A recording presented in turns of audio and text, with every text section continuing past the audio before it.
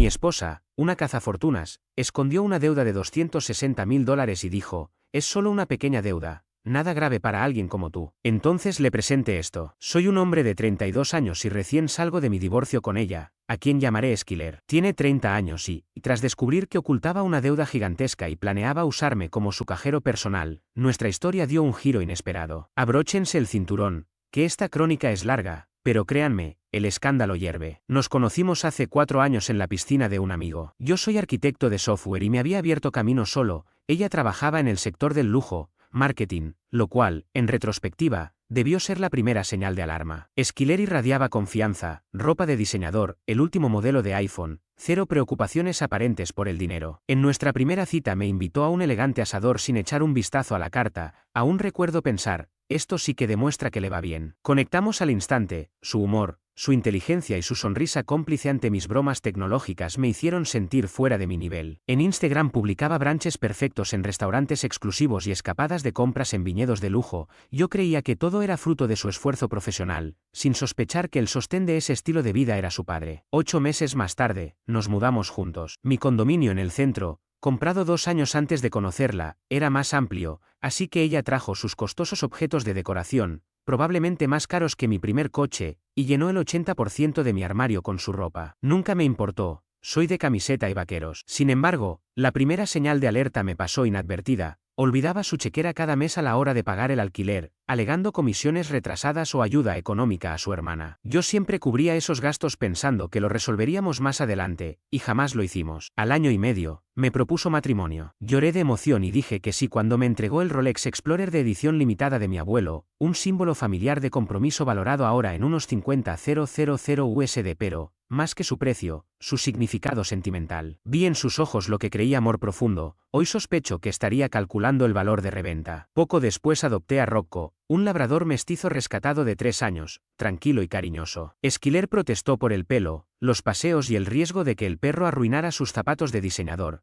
pero me mantuve firme. Rocco era innegociable. Sorprendentemente, ella cedió sin mayor resistencia, otra señal de alerta que ignoré. La boda fue íntima y sencilla. A Esquiler solo le importaba el compromiso, no la pompa. Su padre, Vince, bromeaba insistente sobre que yo era el banco, y su madre no me dirigió la palabra en todo el día. Mis padres nos regalaron una luna de miel en Grecia, 2 semanas inolvidables. Actualización: Esquiler intentó extender el viaje una semana más por trabajo, en realidad un viaje a Las Vegas con amigas, financiado con una tarjeta que yo ignoraba. Cuando regresamos, descubrí cargos por casi 12.000 USD en su tarjeta durante el viaje, compras y experiencias que jamás me mencionó. Antes de casarnos, sugerí un acuerdo prenupcial para proteger mi condominio y mis inversiones universitarias. Ella lo aceptó de inmediato, y supongo que ni siquiera lo leyó. El primer año de matrimonio fue estable, viajamos, progresamos en nuestras carreras y apenas discutimos, salvo por Rocco. Esquiler dejaba la puerta abierta y el perro escapaba, yo salía corriendo del trabajo para atraparlo. Cuando yo estaba fuera, a veces olvidaba alimentarlo, y Rocco me evitaba a ella.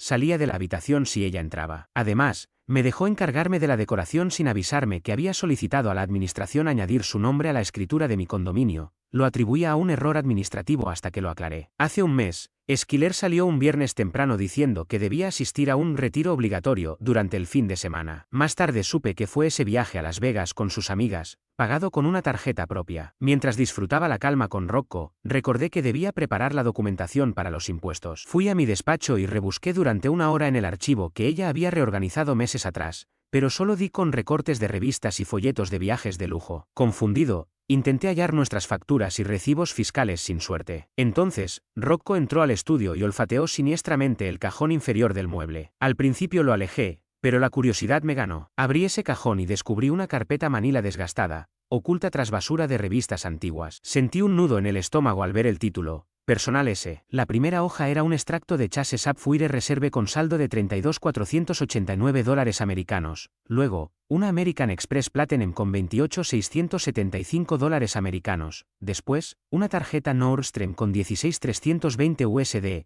todas a su nombre, con pagos mínimos y deudas astronómicas. Tiré la carpeta sobre mi escritorio y pasé la siguiente hora desentrañando aquella pesadilla financiera, estados de cuenta, contratos de préstamos, avisos de mora, sobregiros. Hablamos de unos 260.000 USD distribuidos en decenas de tarjetas de crédito y préstamos personales al 29% de interés, además de gastos excesivos, 4.000 USD en Gucci, $2.800 americanos en un spa en Sedona, $7.300 americanos en Saks, $1.200 americanos en un club con servicio de botella, y compras de ropa para Instagram que luego revendía en Postmark. Algunas deudas databan de antes de conocernos, como si yo llevase años cargando con ellas, otras eran recientes, incluso del mes pasado, tras nuestro supuesto viaje económico a visitar a mis padres, donde aseguró que casi no gastó nada. Y muchas cuentas ya habían sido enviadas a cobranzas. Sentí un nudo en el estómago, casi como si fuera a vomitar. Aquella mujer que pensé conocer mejor que nadie, mi esposa, había estado llevando una vida financiera paralela, y yo no tenía ni idea. Llegué a casa alrededor de la medianoche y comencé a examinar cada papel que encontré. Fue entonces cuando di con un extracto de Capital One a mi nombre, una tarjeta que yo jamás solicité,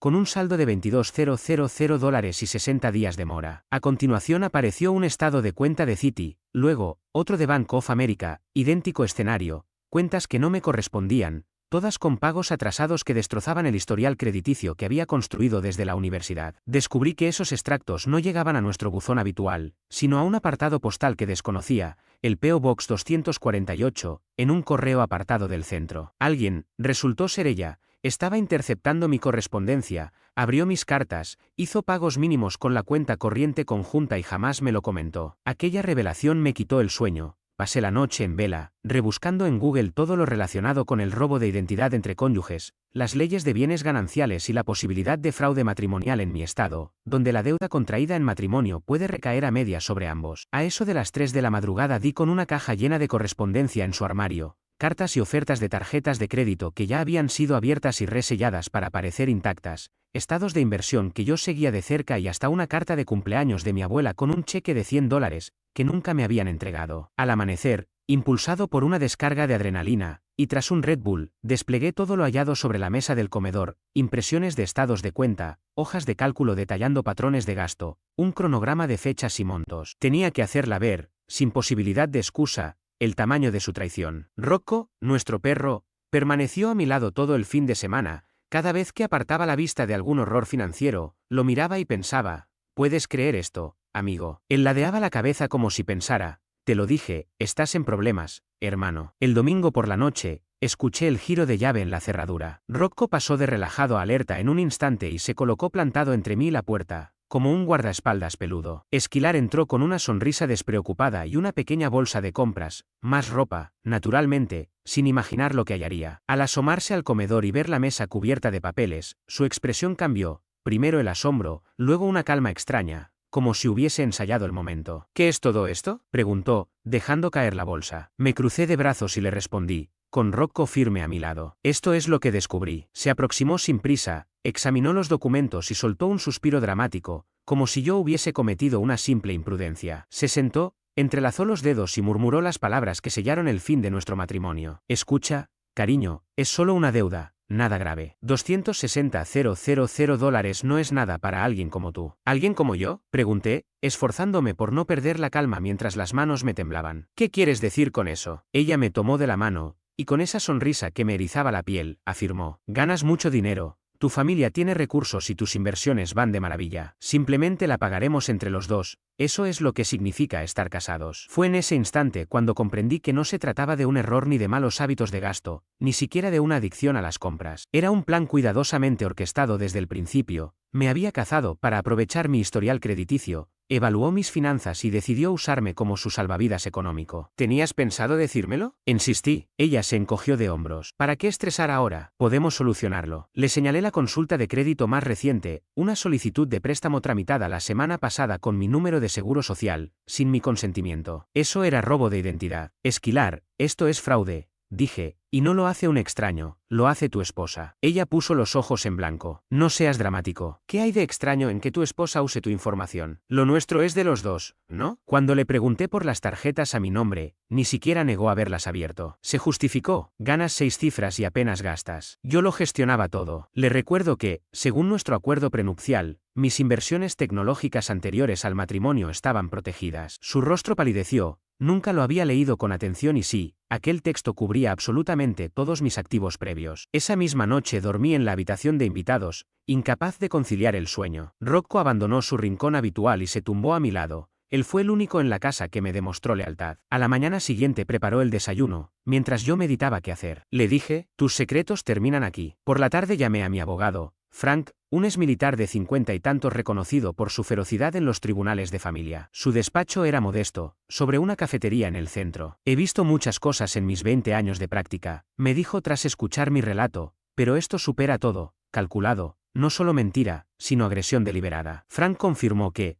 como estado de bienes gananciales, podría corresponderme la mitad de la deuda contraída durante el matrimonio. Sin embargo, abrir cuentas a mi nombre sin mi permiso era un delito penal, prenupcial o no. Acto seguido, tomé a Rocco para pasear largo rato y llamé a mi madre. Nunca confié en ella, me dijo, sin asombro, siempre te vio como un cajero automático, no como un esposo. Esa noche, renuncié a acudir al trabajo por primera vez en 3 años. Al día siguiente inicié los trámites de divorcio. Yo pensaba que el mayor riesgo era el financiero, pero al final comprendí que lo peor había sido la traición, algo contra lo que ni el mejor historial de crédito puede proteger. Nunca autoricé nada. El robo de identidad es delito, incluso dentro del matrimonio, y esas tarjetas abiertas a mi nombre constituyen un crimen federal. ¿Entonces qué hago?, pregunté, sintiendo que mi vida se me escurría entre los dedos. Frank, mi amigo abogado, puso en orden la pesadilla que yo apenas podía procesar. Registrar absolutamente todo, palabras, mensajes, documentos, y fotografiar cada prueba. Hacer copias físicas y digitales, crear una línea de tiempo y si la ley del Estado lo permite, grabar conversaciones. No confrontarla hasta tener un plan sólido. Ya está intentando endulzarte, me advirtió. Desayuno en la cama, promesas de arreglarlo juntos, eso es manual de daños y control. Te hará sentir culpable o te seducirá para que olvides. No caigas en la trampa. Con esa estrategia, un guión digno de Sun Tzu, comencé a proteger mis bienes y a reunir evidencia, como quien prepara una guerra mientras finge normalidad. Lunes, abrí una nueva cuenta en otro banco. Transferí la mitad exacta de nuestro fondo conjunto, 21.000 USD para cada uno, a fin de que no pudiera acusarme de vaciarlo. Martes, congelé mi historial en las 3 agencias de crédito, puse alertas de fraude y disputé todas las cuentas que jamás solicité. Miércoles, alquilé una caja de seguridad e instalé allí mis papeles vitales, el acuerdo prenupcial original, reliquias familiares y mi Rolex. Tenía un mal presentimiento. Jueves. En recursos humanos retiré a Esquiler como beneficiaria de mi seguro de vida y de salud. Cambié contraseñas, activé doble factor y señalé mis inversiones para que reportaran cualquier movimiento sospechoso. Cada tarde después del trabajo grababa vídeos revisando carpetas, descargaba estados de cuenta que desenmascaraban sus compras y armaba una hoja de cálculo que detallaba, línea por línea, la deuda oculta, 260.000 USD. Ver todo en orden era deprimente, pero imprescindible. El fin de semana fue insoportable. Esquiler se mostraba demasiado afectuosa, me rozaba el cuello, proponía vacaciones para reconectar y sugería fusionar todas nuestras cuentas por transparencia. En realidad, estaba vigilando cada clic que yo hacía en la laptop. Mientras ella ensayaba caricias, yo organizaba mi fuga. Reservé un Airbnb que admitía mascotas al otro lado de la ciudad. Pagué un mes por adelantado y envié, a mi oficina, un kit básico de ropa y artículos personales. ¿Y Rocco?, pregunté al cerrar la reunión con Frank. Es propiedad en un divorcio, asegura su adopción y su historial veterinario, respondió. Reuní esos documentos y esperé 10 días. Cuando Esquiler salió a ver a un cliente, confirmé su localización en buscar a mis amigos, tomé libre el día. Ryan, mi colega, llegó con su camioneta. Solo me llevé lo que era estrictamente mío, ropa, equipo de oficina y todo lo de Rocco. Antes de irnos, cambié los códigos de la alarma y del garaje. Rebocé su acceso a la domótica. Dejé la llave y una petición de divorcio sobre la encimera, junto con un dossier de pruebas. Bloqueé sus llamadas. Solo dejé abierto el correo para asuntos legales. Esa noche, pizza con Ryan frente a un portarretrato boca abajo. ¿Estás bien, hermano? Por primera vez en mucho tiempo. Creo que sí, respondí, sorprendido de decir la verdad. Horas después, el móvil estalló en notificaciones. Esquiler saltó de la confusión al enojo y al ruego en 20 minutos. No contesté. Entonces sus padres llamaron a los míos. Mi padre zanjó la discusión. Si 260.000 dólares de deuda secreta es un pequeño problema, no quiero imaginar lo que consideras crisis financiera. En Instagram, ella ya era la víctima de un marido controlador, convenientemente ocultando su fraude. Mitad de nuestros amigos me preguntó si estaba bien, la otra mitad compartía publicaciones sobre hombres tóxicos y abuso financiero. La ironía dolía. Al día siguiente, recibí una alerta de la alarma, alguien abrió la caja fuerte. Revisé la cámara y vi a Esquiler hurgando, vacía. Minutos después llamó a mi madre. Según ella, yo le había robado el Rolex que le regalé. Sentí hervir la sangre. Interpuse denuncia por robo de identidad y del reloj. Mi abogado envió un ultimátum de 12 para devolverlo. Su respuesta: ven por él si eres tan hombre. Fue, con escolta policial. La escena era surrealista. Tiffany, su mejor amiga, recogía ropa. Al verme con 2 agentes, casi se desmaya. Venimos por bienes sustraídos, dijo el oficial. Noté la cama, los juguetes y los platos de Rocco, desaparecidos. Esquiler los donó. Dijo que abandonaste al perro, balbuceó Tiffany. Mostré al agente la adopción, historial veterinario y cientos de fotos. Rocco llevaba 2 años conmigo. El reloj no estaba a la vista, pero Esquiler nunca fue creativa escondiendo cosas. Fui directo a su caja de zapatos secreta en el closet de invitados. Allí estaba, envuelto en una bufanda. Lo embalaron como prueba. Me encontraba revisando los restos del hogar que alguna vez compartí con Esquilar cuando di con una carpeta rotulada con el nombre de Rocco. Dentro descubrí papeles de reubicación falsificados. Era documentación preparada para transferir a mi perro a la custodia de su prima en Oregón la semana siguiente. Había planeado secuestrarlo por pura venganza. Sin perder tiempo, entregué los documentos a la policía y añadí la conspiración para robar una mascota al informe que ya habían abierto. 20 minutos después, Esquilar irrumpió hecha una furia, acusándome de violar su privacidad. Los agentes le mostraron la denuncia y la factura original del reloj Rolex, una reliquia familiar, que ella había intentado vender. Mentira, gritó. Él me lo regaló. Señora, intervino mi abogado, desplegando nuestro acuerdo prenupcial. En la página 4, párrafo 3, el reloj figura como préstamo condicional. Está protegido. Esquilar tragó saliva. Confesó que jamás leyó el documento antes de firmarlo. Cambió de táctica. ¿Y los bolsos Chanel, los Louboutins que me obsequiaste? Esos no vuelven, ¿verdad? Los regalos siguen siendo tuyos, contesté sin levantar la voz. El Rolex nunca fue un regalo, sino un préstamo familiar documentado. Uno de los policías sacó los papeles de reubicación. ¿Qué hay de estos formularios que indican que planeaba trasladar al perro del demandante fuera del estado sin permiso? El rostro de Esquilar pasó de ira a pánico en medio segundo. Balbuceó que solo quería ayudarle a encontrar un buen hogar, pero las fechas impresas la delataban. Mientras tanto, observé llegar el coche de su padre, Vince. Será mejor que nos retiremos, le murmuré a la gente. Él solo empeorará la escena. No fallé en mi predicción. Vince bajó del auto inflando el pecho. ¿Crees que puedes deshacerte de mi hija después de todo lo que hizo por ti? Usted crió a una estafadora, Vince. Felicidades. Un policía se interpuso. Señor, retroceda. Está obstruyendo un procedimiento. ¿Sabe quién soy? Vociferó Vince. Juego al golf con el comisionado. Y yo no me impresiono, aunque juegue al Twister con el Papa, respondió el agente mayor. Retroceda. Salí con el reloj en la muñeca y sin mirar atrás. Sentado en la patrulla, pedí desde el móvil un sistema de seguridad de primera categoría para el Airbnb donde vivía con Rocco. No pensaba arriesgarme a otro asalto. Los acreedores de Esquilar empezaron a llamarme sin cesar. Al parecer me había inscrito como contacto de confianza sin mi consentimiento. Bloqueé más de 20 números en apenas 3 horas. Al avanzar el divorcio, surgieron más escándalos. Esquilar llevaba 6 meses despedida de su agencia de marketing de lujo por fraude de gastos. Fingía ir a la oficina mientras se dedicaba a compras, spas y brunches con amigas igual de desempleadas. Sus padres pagaban algunas facturas, pero ignoraban el tamaño real de la deuda. Había falsificado la firma de Vince para sacar una segunda hipoteca sobre un condominio en Phoenix. Vince, consternado, me llamó para disculparse. Demasiado tarde. Encontré correos con un abogado de divorcios de dudoso prestigio fechados antes de que descubriera las deudas. Planeaba mudarnos a un estado favorable a la pensión compensatoria, divorciarse allí y exprimir mis finanzas. Su plan alternativo, si yo descubría el desastre antes de la mudanza, era quedar embarazada sin que yo lo supiera. Hallé búsquedas web sobre fertilidad secreta y cómo tumbar un prenup en caso de embarazo. Mientras tanto, Rocco y yo nos adaptábamos a nuestra vida temporal. El Airbnb tenía un patio enorme. Él corría libre mientras yo lo llevaba a la oficina, que es dog friendly. La administradora almacenaba galletas para él y salíamos a correr cada mañana. Sin las quejas de Esquilar por el pelo o las patas sucias, descubrí cuánta tensión había permanecido invisible. Actualización. El divorcio se finalizó la semana pasada a velocidad récord. Las pruebas de fraude y el prenup blindado dejaron al juez sin dudas. Rocco quedó legalmente bajo mi tutela exclusiva. Conservaré mi condominio,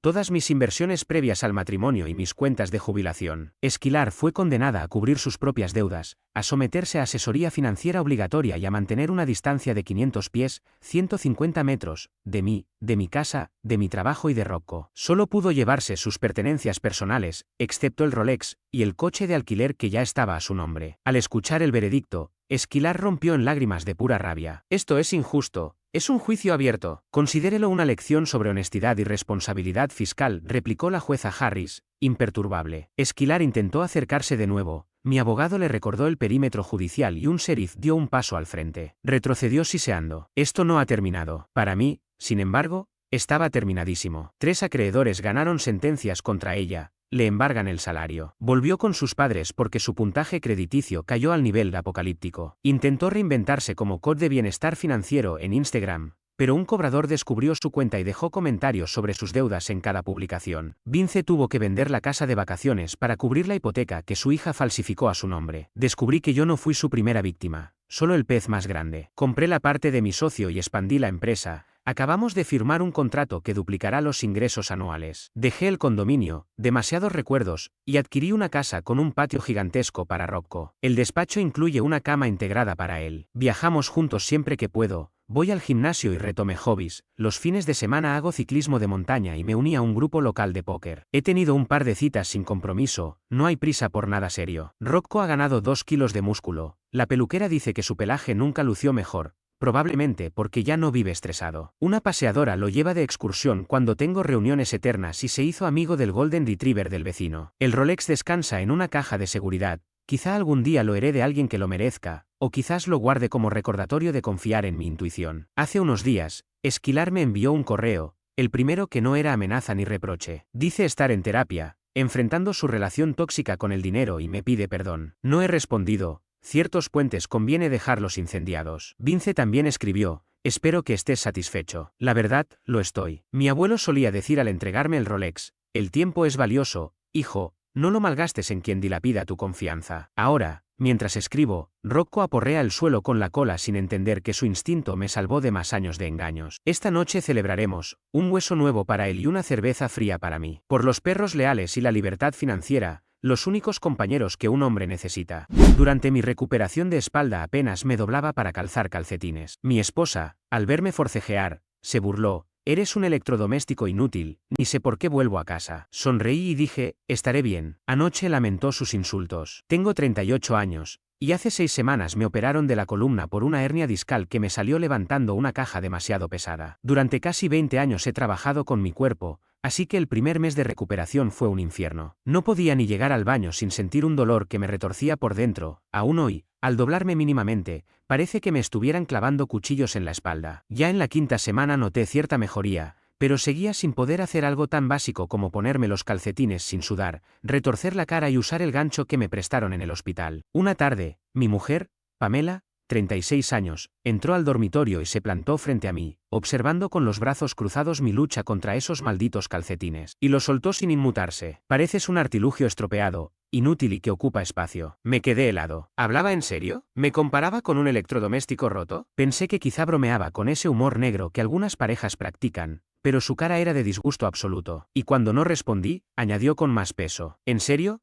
¿Para qué vuelvo a casa si no sirves para nada? Intenté disimular el dolor con una sonrisa, le aseguré que todo mejoraría, pero por dentro algo se quebró. Nuestro matrimonio llevaba tiempo siendo un campo minado. Nada más lesionarme y quedarse sin mis cheques, Pamela empezó a mostrarme un lado desconocido, los ojos en blanco cada vez que le pedía ayuda, las quejas sobre los gastos médicos, los constantes recordatorios de que ahora ella cargaba con todo el peso. Me sentí una carga inútil. Pero escucharla verbalizarlo fue distinto, fue la gota que colmó el vaso. Ella se marchó al trabajo, y yo me quedé con los calcetines en el suelo preguntándome, ¿cuándo dejó de verme como su compañero para convertirme en un trasto roto? En salud y en enfermedad se convirtió en ¿eres productivo o un estorbo? Llamé a mi hermano Jared, conté todo y su reacción me dio la clave, esa expresión de sorpresa me dijo que no era normal. Hermano, esto es abuso emocional, me soltó. Ni con un perro hablarías así, y menos con tu esposo, recién operado. Jared me ayudó a ver que no era un episodio aislado, todas esas burlas sobre mi inutilidad ante sus amigas, las comparaciones con otros maridos que tenían una carrera de verdad,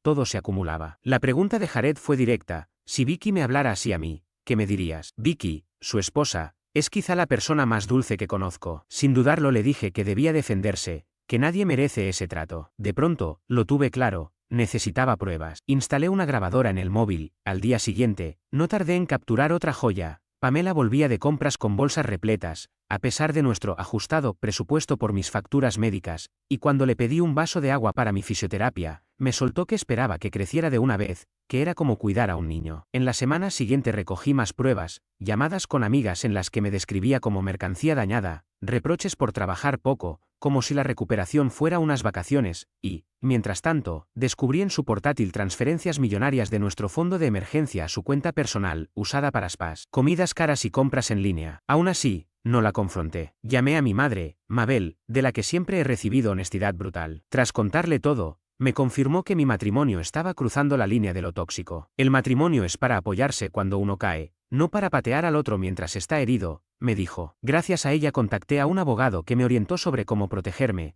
cambio mis pagos de discapacidad a una cuenta nueva, copié documentos importantes y seguí acumulando evidencias de su doble discurso. Lo más duro fue fingir normalidad, seguir sonriendo, agradecer la mínima ayuda y actuar como si no viera su desprecio. Ayer se cumplieron 3 semanas desde aquella frase del electrodoméstico roto. 3 semanas planificando, documentando y aceptando que lo nuestro había terminado. Pamela volvió tarde anoche, con evidentes rastros de happy hour, y comenzó otra vez su discurso sobre lo injusta que había sido la vida al quedarse con medio marido. Yo asentía, grabando todo con el teléfono, sabiendo que cada palabra suya reforzaba mi decisión. A veces pienso que es una locura, pero la claridad que he ganado es la mayor victoria. Terminé de ponerme los calcetines hace un rato y con ellos puestos, apagué la grabadora. Ahora sé que el siguiente paso es lo único justo, reconstruir mi vida, libre de quien me trata como un trasto roto. Ojalá nunca lo hubiera hecho. Habría sido más sencillo cobrar el seguro y empezar de cero con alguien que realmente sepa apoyarme. En cuanto escuchó mi propuesta, ella esperaba que me derrumbara o que estallara en llanto. En cambio, la miré con serenidad y le dije: creo que necesitamos hablar de nuestro futuro. Ver su rostro al darse cuenta de que ya no toleraría más aquella situación es una imagen que jamás olvidaré. Esa fue anoche. Hoy todo cambia. Hice algunas llamadas y puse en marcha varios trámites. Mi hermano vendrá a echarme una mano en los siguientes pasos. No tienes idea de lo que se avecina, pero créeme, va a arrepentirse de cada palabra. Te iré contando cuando pueda, pero por ahora recuerda esto: estar físicamente lesionado no significa que alguien pueda quebrar tu espíritu. Actualización. Antes que nada, gracias a todos los que comentaron y me enviaron mensajes tras mi última publicación. Me ayudó saber que no exageraba al calificar aquel choque de la lavadora como abuso emocional. Les tomó menos tiempo que a mí aceptar esa etiqueta, pero acertaron, así fue. Han pasado 2 semanas desde entonces y, aunque aún asimilo todo, prometí dar un parte, así que ahí va. A la mañana siguiente me levanté temprano pese a no haber pegado ojo. El dolor de espalda se intensifica con el estrés, pero sentí una extraña calma, como cuando decides lanzarte al vacío tras años de vacilación. Pamela se fue al trabajo sin preocuparse ni un segundo por mí. Esa era nuestra nueva normalidad. Pasé la mañana hablando con mi hermana Vicky, que apareció en casa con desayuno y libreta en mano lista para trazar un plan. Horas después, al revisar nuestras finanzas en mi portátil, descubrimos algo peor de lo esperado. Además de transferencias a su cuenta personal, hallamos una tarjeta de crédito a mi nombre de la que yo no tenía ni idea, con gastos de meses en restaurantes caros, mientras ella decía trabajar hasta tarde, compras por internet y hasta un viaje de fin de semana con amigos que cubría su empresa. Todo ello financiado con nuestro dinero, y haciéndome sentir culpable por el elevado coste de mis medicamentos para el dolor. Lo más indignante fue encontrar movimientos en la cuenta donde guardaba lo destinado a la residencia asistida de nuestra madre. Mamá jamás lo sabrá, si puedo evitarlo. Vicky documentó todo: capturas de pantalla, respaldos en la nube, y me ayudó a pedir cita con un abogado de divorcios para la próxima semana. No hay vuelta atrás. Esa misma noche, cuando Pamela regresó, inicié la primera fase de lo que mi hermano Jared bautizó en tono de broma como Operación Electrodoméstico Roto. Ya no sería yo el saco de boxeo emocional, simplemente iba a mostrarle el valor de un producto averiado. Aún con mi lesión, seguía haciéndome cargo de las facturas, las llamadas de mantenimiento,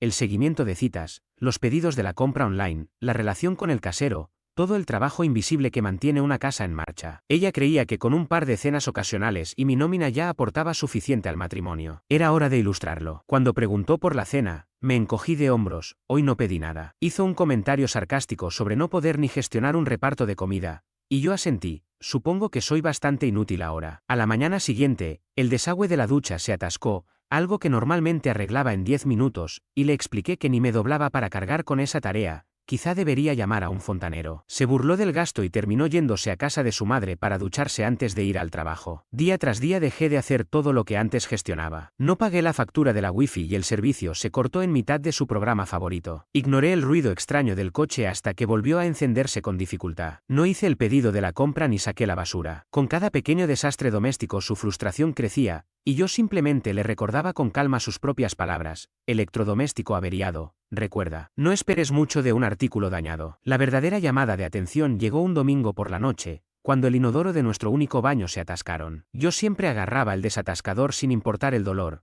porque eso es lo que hacen las parejas. Aquella vez, cojeé hasta la casa de mi hermano para usar su baño y me quedé allí toda la noche, dejándola con el desastre: 12 mensajes de texto y 6 llamadas perdidas a las que no respondí. La situación escaló cuando descubrió que había transferido mis ayudas por discapacidad a mi nueva cuenta personal. Llegó a casa antes de tiempo, con el rostro rojo y el móvil enseñándome la app del banco, exigiendo explicaciones. Le señalé con calma que ese dinero era mío, el mismo que ella creía nuestro y que durante meses había desviado a su cuenta. En ese instante, su expresión pasó de la ira a un pánico extraño. Por primera vez desde la cirugía, parecía comprender que yo estaba en un terreno movedizo. Entretanto, asistí a la consulta con el abogado. Me explicó que documentar el abuso emocional y la infidelidad financiera pesa mucho en un proceso de divorcio, y que mi condición médica, que ella había ridiculizado, tampoco la favorece. Además, me confirmó que mis grabaciones son legales en nuestro estado, al ser de consentimiento de una sola parte. Me recomendó seguir acumulando pruebas, pero advirtió no vaciar por completo las cuentas conjuntas para que no parezca abandono financiero. Buen consejo: no busco hundirla, solo protegerme y mantener mi dignidad. En mi revisión médica de seguimiento, el doctor me dijo que mi espalda estaba sanando bien a pesar del estrés. Actitud y estado emocional influyen en la recuperación,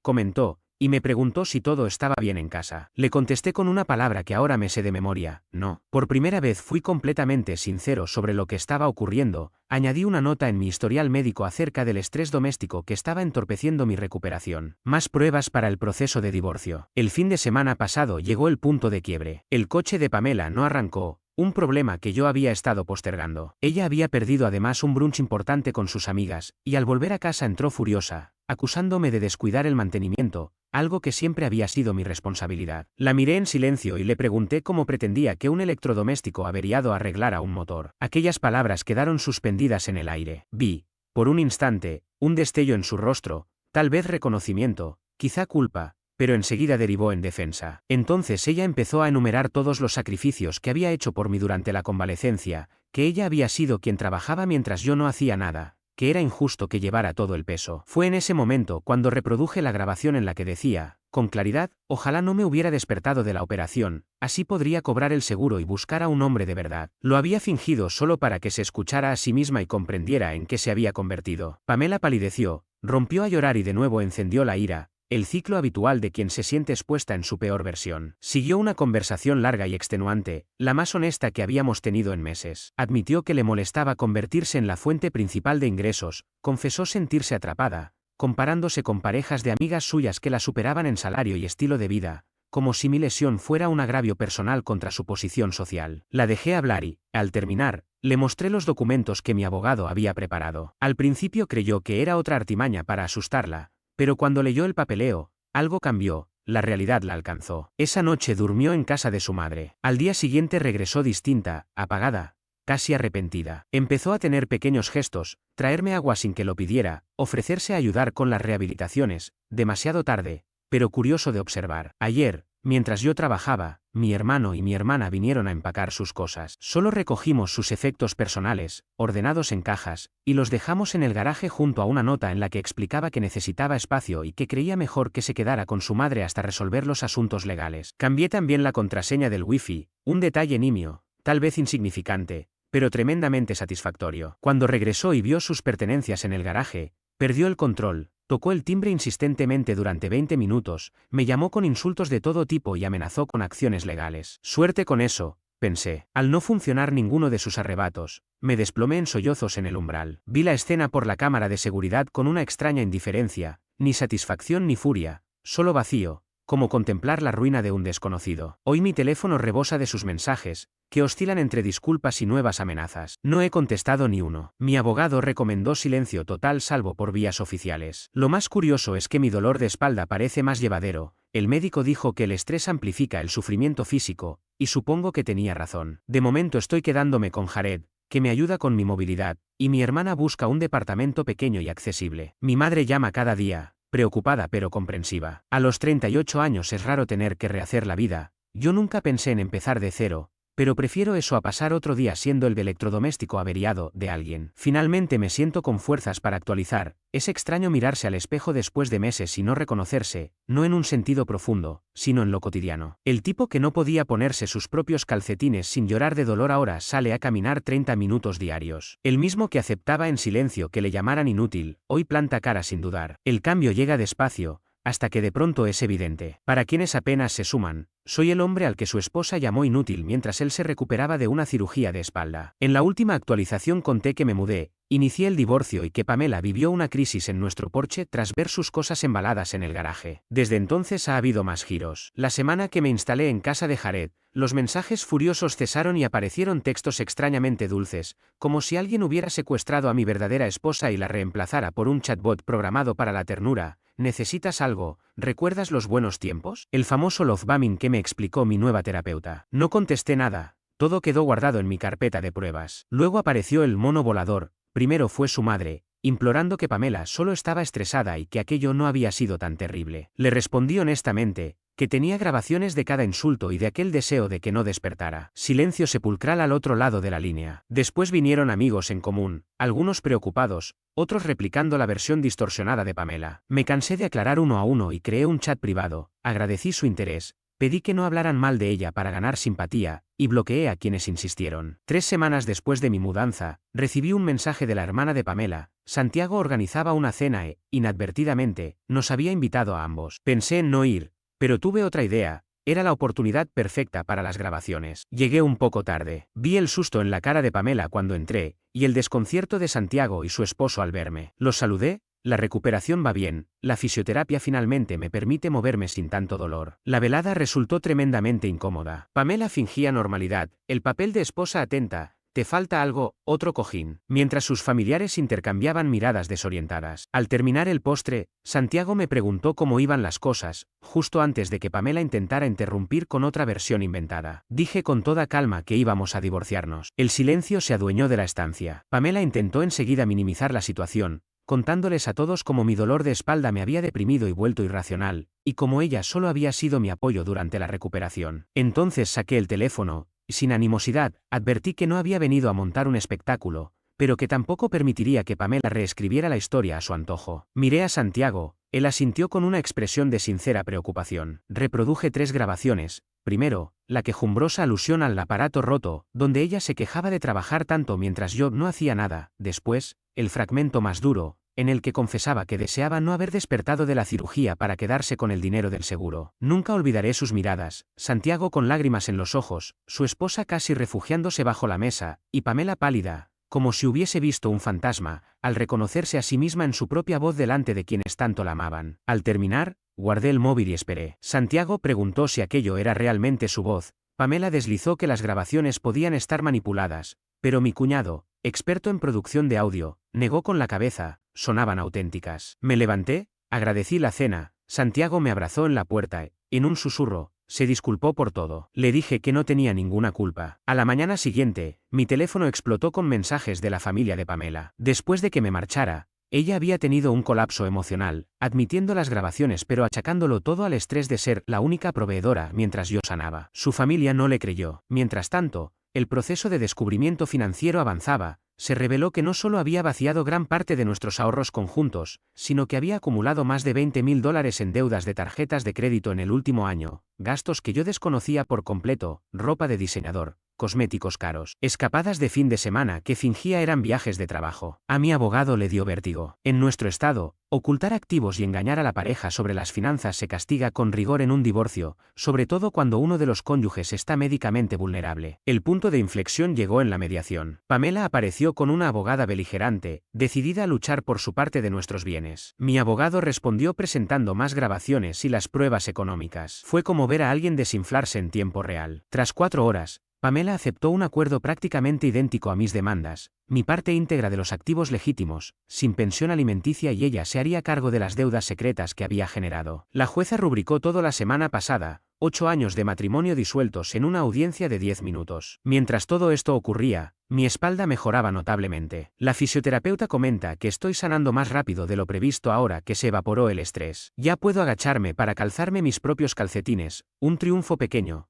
pero gigantesco para mí. Encontré un apartamento modesto con ascensor, sin escaleras. Jared y Vicky me ayudaron a mudarme el fin de semana pasado. No es nada lujoso, pero es mío. Nadie aquí me llama inútil ni cosa rota. Mi madre vino ayer, trajo comida casera y se encargó de colgar los cuadros, montar los muebles y hasta configuró mi sistema domótico para que pueda encender las luces sin tener que forzar la espalda. No soltó un ya te lo dije sobre Pamela, nunca simpatizó con ella, en cambio, me cuidó con cariño. Hace 2 días coincidí con Pamela en el supermercado. Ni incómodo le hace justicia. Ella tenía el aspecto de quien no ha dormido en semanas. Intentó arrancar una conversación, me preguntó cómo estaba. Yo fui cortés, pero escueto. Estoy bien, dije, que era cierto. Al marcharme, alcanzó a confesar que me echaba de menos y que el terapeuta le había abierto los ojos sobre su toxicidad. Asentí con grado y le deseé que la terapia le ayudara a cambiar. No sentí rencor ni satisfacción por su dolor, sentí nada, como si hablara con un conocido lejano de la secundaria. Esa noche, navegando en Netflix buscando algo que ver, caí en la cuenta de que, tras todo esto, ya no siento ira, ni hacia Pamela ni hacia mí por haber soportado tanto tiempo sus desplantes. Me liberé. Mi terapeuta dice que aferrarse al enfado solo te daña. Aún no he alcanzado el perdón, pero estoy rozando la indiferencia, que también es un logro. Han pasado 11 semanas desde la cirugía. El doctor me dice que mi recuperación es milagrosa. Empecé a nadar en el gimnasio local, el mejor ejercicio para mi espalda. A veces noto miradas en el vestuario, el cicatriz quirúrgica les llama la atención, pero a mí no me importa. Esas marcas son prueba de que sobreviví. Paso los días a mi ritmo. Me uní a un grupo de apoyo para quienes sufren dolor de espalda, lo descubrí por un hilo de Reddit, y recuperé el gusto por cocinar recetas sencillas que no me obliguen a estar de pie demasiado tiempo. También me bajé una app de citas, aunque todavía no la he abierto, paso a paso. Vicky considera que debería escribir mi experiencia en un blog de autoayuda, no lo tengo claro. Pero desahogarme aquí ya ha sido terapéutico. Saber que no estoy solo y que otros superaron situaciones parecidas marca la diferencia. Anoche, un anuncio en la tele promocionaba un refrigerador inteligente que hace casi todo en tu casa menos cocinar la comida. Y me eché a reír en mi salón. Esa fui yo para Pamela. El electrodoméstico, que sirve hasta que se estropea. No una persona con sentimientos y valor propios. Ella creyó que yo era solo un aparato roto ocupando espacio, cuando en realidad fui el cimiento que mantuvo todo en pie. Ahora, cada día, vivo con esa verdad, ya no soy ningún electrodoméstico.